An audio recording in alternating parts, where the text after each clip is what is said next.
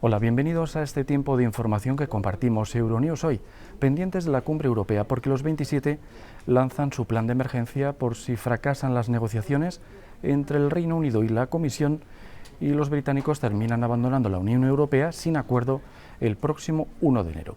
Además, Estados Unidos demanda al gigante de las redes sociales, Facebook, por monopolio ilegal. Desde España nos llega un trágico suceso.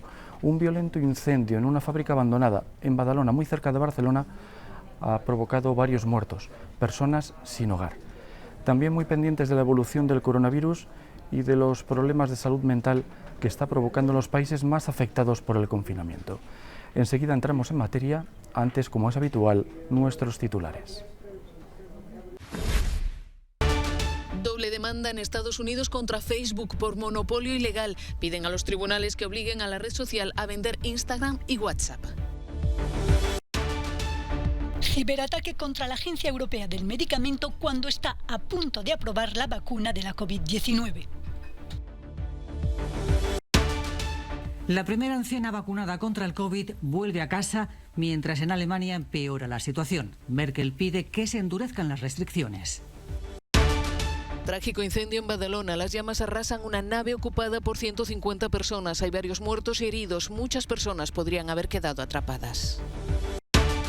El rey Juan Carlos quiere volver a España por Navidad y trata de hacer las paces con Hacienda con un pago de casi 680.000 euros. Rodilla en tierra para protestar contra el racismo, los jugadores del Paris Saint-Germain y del Estambul Başakşehir reanudan así el partido suspendido el martes.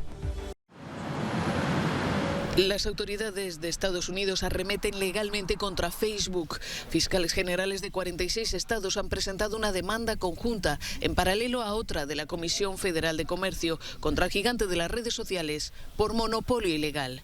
En concreto, la demanda pide a los tribunales que obliguen a Facebook a deshacerse de Instagram y WhatsApp, dos de sus aplicaciones estrella.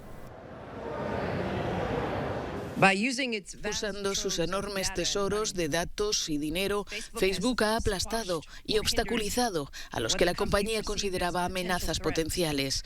Ha reducido las opciones de los consumidores, ahogado la innovación y degradado la protección de la privacidad de millones de estadounidenses, afirma la fiscal general de Nueva York. Instagram y WhatsApp son los ejemplos más emblemáticos de la agresiva política de adquisiciones llevada a cabo por la empresa de Mark Zuckerberg para hacerse con el control de sus rivales. Facebook compró Instagram en 2012 por $1.000 millones. 2 años después pagó 19.000 millones por WhatsApp. La Agencia Europea del Medicamento denuncia un ciberataque y anuncia la apertura inmediata de una investigación en colaboración con la policía holandesa. La sede del organismo se trasladó de Londres a Ámsterdam el año pasado cuando entró en vigor el Brexit. En una breve nota, la EMA se negó a compartir más detalles mientras la investigación esté en curso y no informó de si este incidente ha afectado a la revisión de las autorizaciones de comercialización de las vacunas contra la COVID-19 desarrolladas por las empresas farmacéuticas Pfizer, BioNTech y Moderna. Lo escueto del comunicado no deja clara la gravedad del ataque cibernético, lo que deja abiertos escenarios como un posible ataque fallido sin mayores consecuencias, o incluso el robo y destrucción de datos en los ordenadores de la organización, que debía pronunciarse sobre una autorización condicional para la vacuna de Pfizer el 29 de diciembre y 2 semanas después sobre la vacuna de Moderna.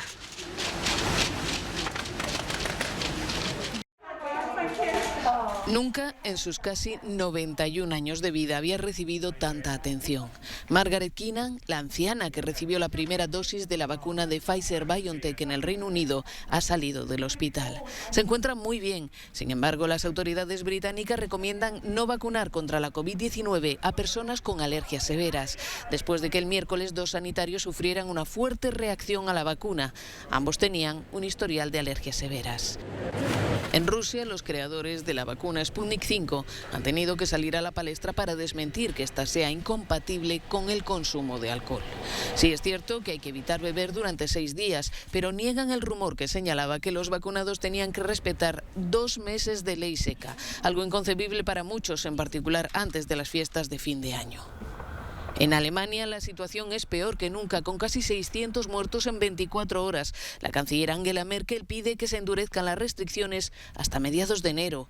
En Dinamarca también empeora la situación sanitaria. En Copenhague han cerrado los colegios de secundaria, así como los bares y restaurantes. Esta joven opina que esto va a provocar que la gente se reúna en los hogares, ambientes en los que no hay control, argumenta, a diferencia de lo que ocurre en los bares. Las buenas nuevas llegan desde España, donde la incidencia del coronavirus ha descendido a niveles de agosto. En Italia las cifras aún son elevadas, pero siguen en descenso. Un estudio sugiere que la COVID-19 ya circulaba por tierras transalpinas en noviembre de 2019, 3 meses antes de que se constatara su presencia por primera vez. La cosecha de los viñedos de Renania-Palatinado en Alemania apenas llegará a los mercados de Navidad este año.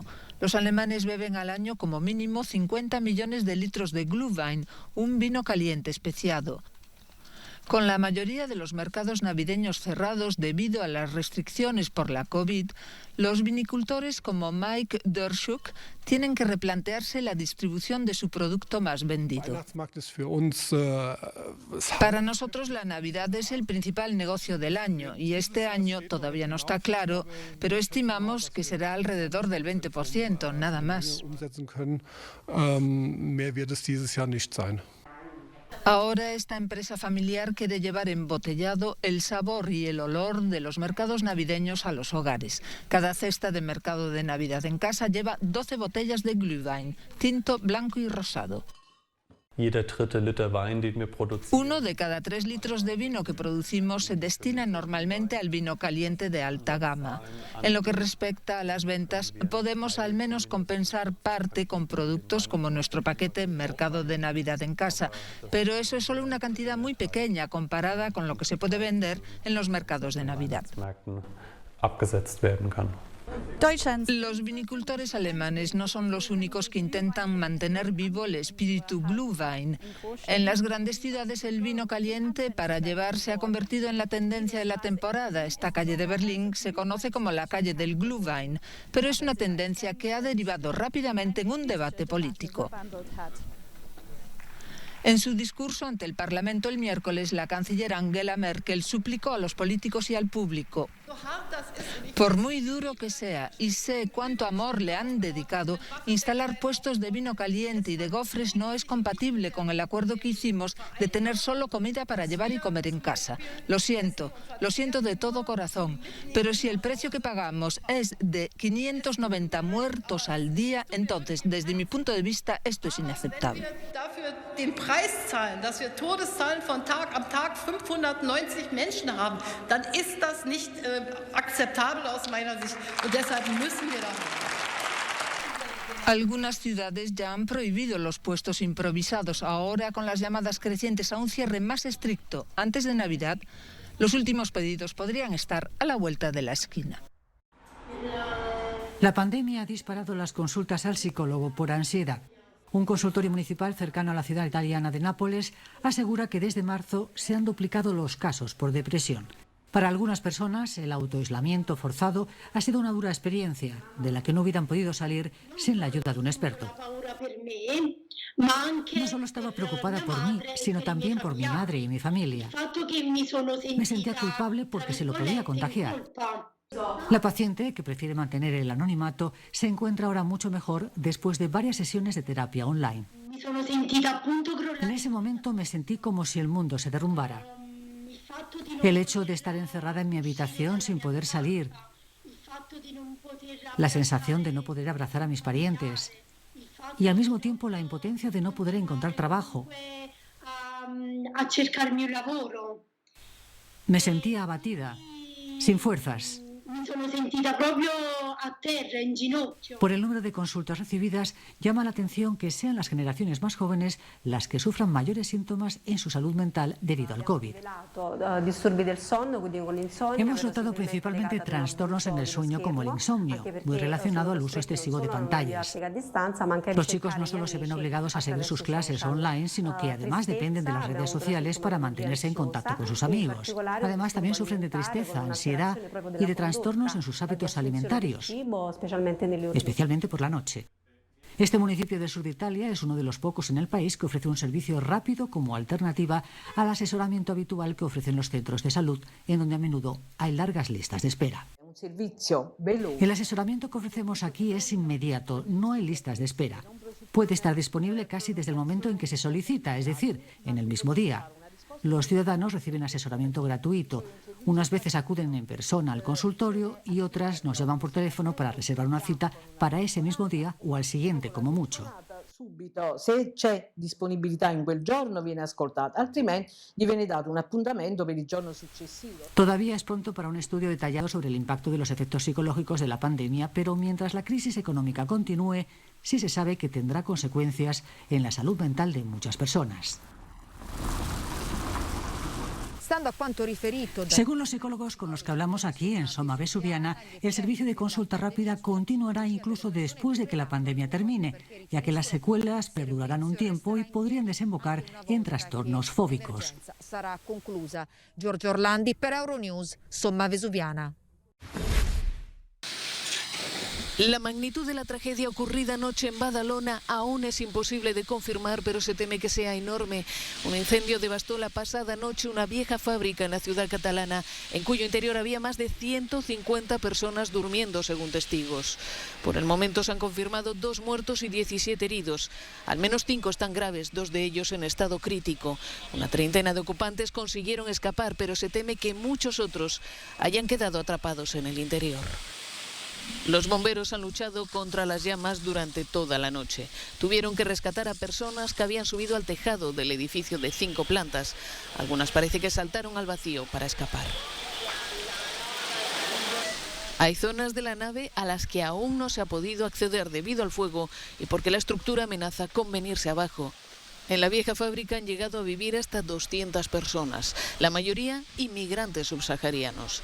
El incendio podría haber tenido su origen en unas velas utilizadas por los ocupantes para iluminarse, pues el edificio estaba sin electricidad debido a una sobrecarga en la instalación.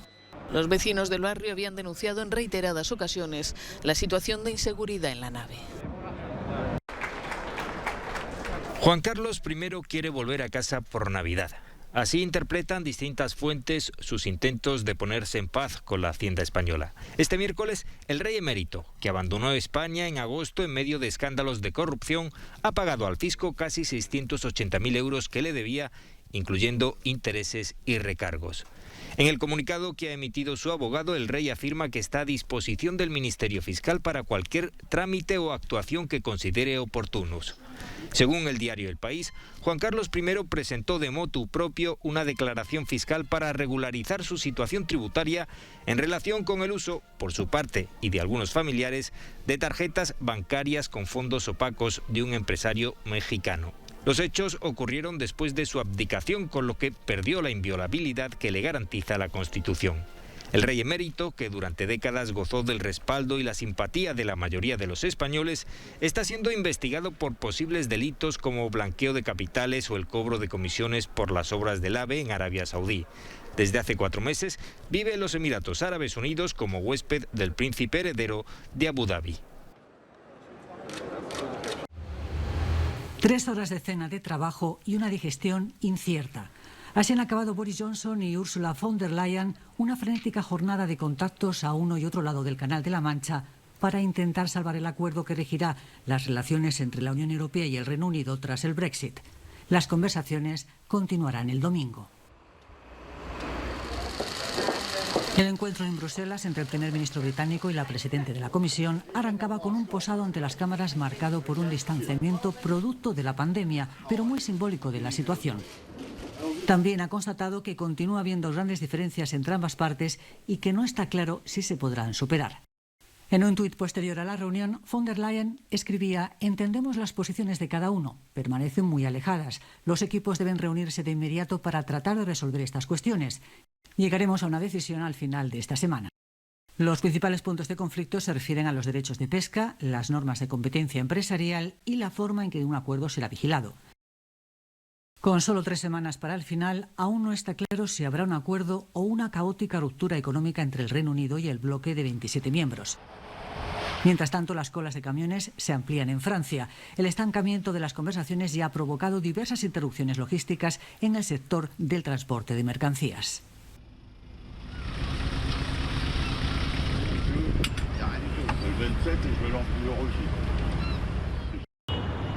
Francia contra el islamismo radical. Un proyecto de ley reafirmará los principios republicanos como el laicismo con nuevas herramientas para garantizar el respeto de esos valores y que abarcan la educación, el control de asociaciones religiosas y la financiación de los lugares de culto. Trata además de poner un cerco al discurso de odio en Internet.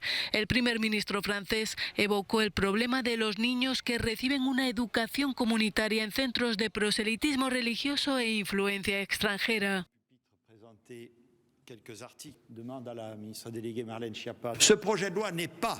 Este proyecto de ley no es un texto contra las religiones ni contra la religión musulmana en particular. Al contrario, es una ley de libertad, es una ley de protección, es una ley de emancipación frente al fundamentalismo religioso y en general frente a cualquier ideología que persiga los mismos fines, declaró el primer ministro francés Jean Castex. El texto incluye medidas para restringir la educación en el hogar, exige una mayor transparencia en la financiación de asociaciones religiosas e incluye la lucha contra los delitos de odio en Internet. El proyecto penará la expedición de certificados de virginidad, estrechará los controles contra los matrimonios forzosos y retirará el permiso de residencia a los polígamos. Según un reciente sondeo, el 88% de los franceses dice estar preocupado por el auge del islamismo.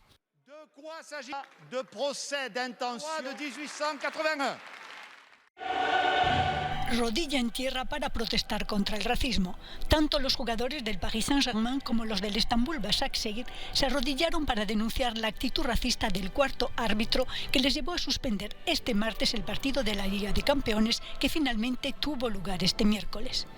En el terreno deportivo, el Paris Saint-Germain se impuso al equipo turco por 5-1, lo que le permite colocarse primero de su grupo. Pero este partido era más que fútbol. La UEFA está investigando la presunta actuación racista del cuarto árbitro contra un miembro del equipo técnico turco, porque como lo resaltan tanto la UEFA como el Paris Saint-Germain, el racismo y la discriminación no tienen hueco en el fútbol. Al poco de iniciarse el partido de este martes, Pierre Huevo, de origen camerunés, denunció que el cuarto árbitro, el rumano Coltescu, se había referido a él como el negro mientras hablaba con el árbitro principal, también rumano, para pedir su expulsión. La conversación entre ambos colegiados fue en rumano, pero Huevo, que jugó en España y Uruguay, pudo entenderlo, ya que es similar al término utilizado en castellano. ¿Es la semilla de la prosperidad para Costa Rica? Pese a las reticencias del presidente del país, la legalización del cannabis y su producción a gran escala se han abierto paso en el Parlamento Nacional gracias a la determinación de una diputada independiente que es ingeniera agrónoma. Arropada por el Instituto Nacional de Innovación en Tecnología Agrícola, Zoila María Bolio quiere aprovechar el gran potencial económico del cannabis medicinal. El proyecto nace como una iniciativa para poder darle trabajo y poder generar... El proyecto de ley que impulsó Zoila María Bolio cuenta con el respaldo de la mayoría de la Cámara y solo le falta ser votado en una sesión plenaria. Sin embargo, choca con las reticencias del presidente Carlos Alvarado, que ve bien lo del cáñamo, pero no ve tan bien lo de la marihuana medicinal. Una postura diametralmente opuesta a la del empresario Rodrigo Martín, enfermo de cáncer.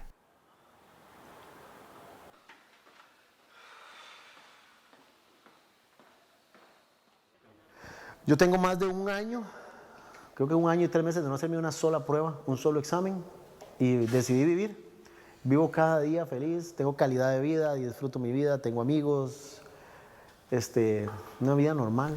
Totalmente. La demanda mundial actual de cannabis medicinal tiene un valor de casi 6.000 millones de dólares anuales, aunque se cree que esta cantidad se multiplicará en los próximos años para atender las necesidades crecientes de la industria farmacéutica.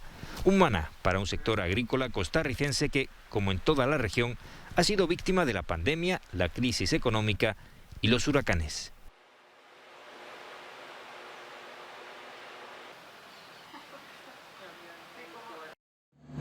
No sería noticia si no fuera un Boeing 737 MAX. El aparato más polémico del gigante aeronáutico estadounidense ha completado en Brasil con absoluta normalidad su primer vuelo comercial desde marzo de 2019.